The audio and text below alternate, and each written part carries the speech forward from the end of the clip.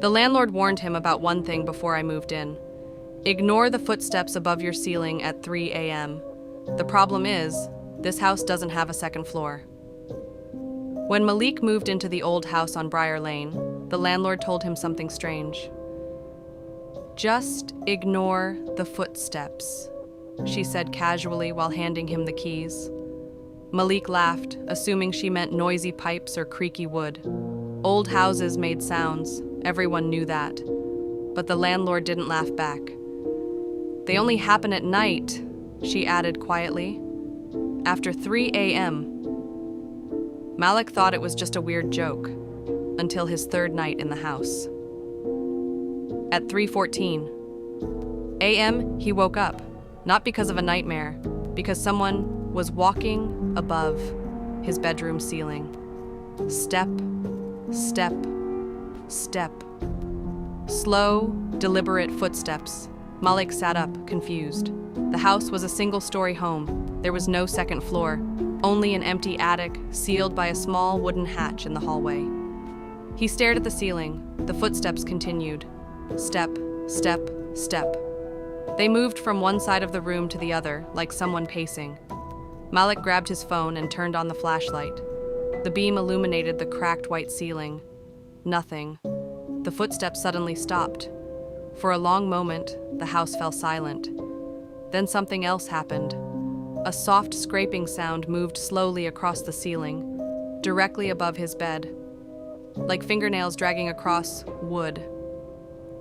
Malik's chest tightened. He told himself it was rats. It had to be rats. But rats didn't walk like people. And rats didn't pace slowly like they were thinking. The next morning, Malik checked the attic hatch. It was sealed with an old brass latch. Dust covered the edges. No one had opened it in years. He shrugged and went to work, trying to forget the strange sounds. But that night, it happened again. 3:14 a.m. Step, step, step. The footsteps returned.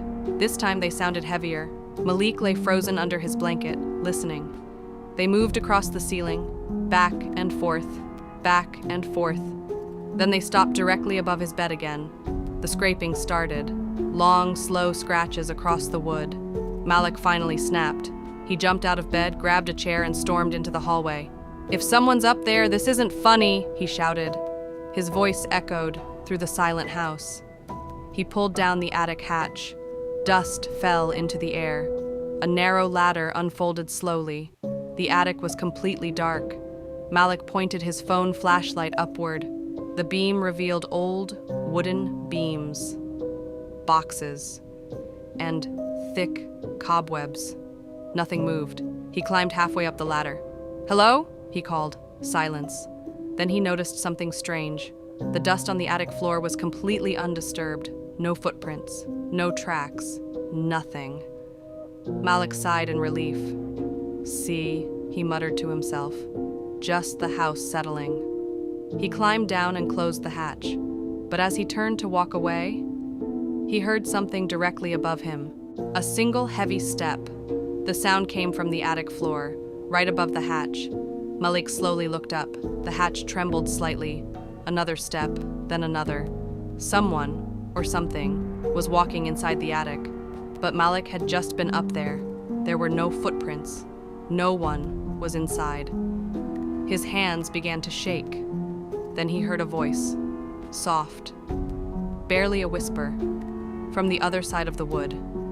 "Why, did you come up here?" Malik's blood ran cold. The voice sounded dry and thin, like it hadn't spoken in years. He backed away from the ladder. I live here," he stammered. Silence. For a long moment, nothing moved. Then the whisper returned, slightly closer. Then, "You hear them too." Malik's heart pounded. "Hear who?" The attic floor creaked. Something shifted above him. The voice answered. "The ones above the attic." Malik froze. Above the attic? That made no sense. There was nothing above the attic, just the roof, and the night sky. Then the footsteps began again, but this time, They weren't in the attic, they were above it.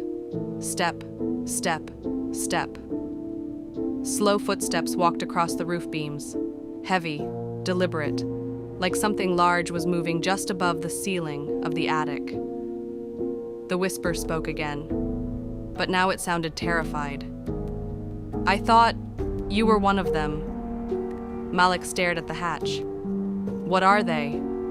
The voice didn't answer right away. The footsteps above the attic suddenly stopped. Then came a loud cracking sound. Wood splintered. Something heavy shifted above the roof. The whisper returned, shaking with fear. "They're getting closer." Malik backed away slowly. "What are they?" The voice gave one final answer. "They walk until someone hears them." Then the attic hatch slammed open from above, and the footsteps finally stopped, right above Malik's head. "So, tell me, if you heard footsteps above your ceiling every night, but there was nothing above your house, would you stay another night?"